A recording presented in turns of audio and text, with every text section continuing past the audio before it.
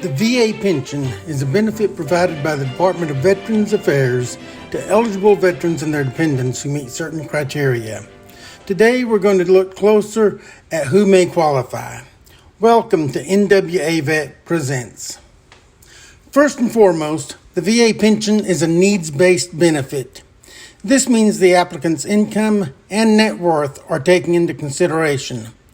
The VA sets income limits that must be met to qualify for the pension. Additionally, there may be a net worth limitation based on factors such as age and disability status. Let's look at a quick breakdown. The VA will add all of the income being received, including Social Security, investment, and retirement payments, and if the veteran is married or living with children, the income of the dependents. There are some expenses, such as non-reimbursable medical expenses, that may lower the total, but once the VA has done their math, the resultant sum will balance against the MAPR, or the maximum annual pension rate. If the veteran's income is less than the MAPR, the VA may approve a pension in the amount to only raise the veteran to the MAPR. In addition, there's a net worth limit of $150,538. If your net worth is over this, you will generally not be eligible.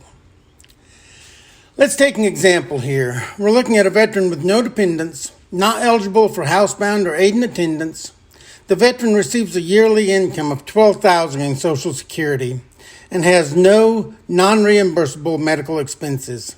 That just means medical expenses that insurance doesn't pay for. The VA would take the MAPR of $16,037, subtract the $12,000, and end up with a pension amount of $4,037 for the year.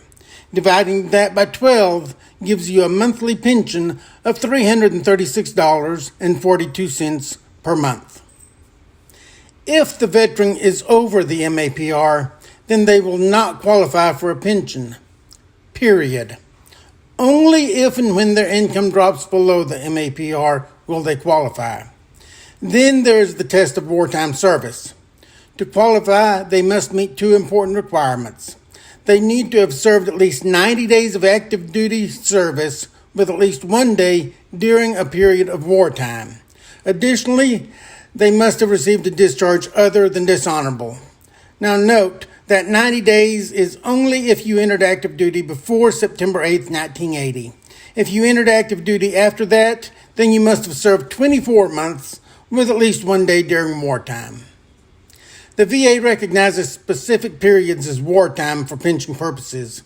Now these include World War I and II, the Mexican border period, the Korean conflict, etc. So you'll need to see if you were serving at least 1 day during one of these conflicts in order to be eligible for a pension. Age and disability are also important factors. Veterans who are 65 years of age or older and meet the service requirements are generally eligible for a VA pension. Furthermore, veterans of any age who are permanently and totally disabled may also qualify. Now notice that permanent and total disability is going to be non-service connected. If you're service connected, then you're going to be receiving more than the MAPR just from disability.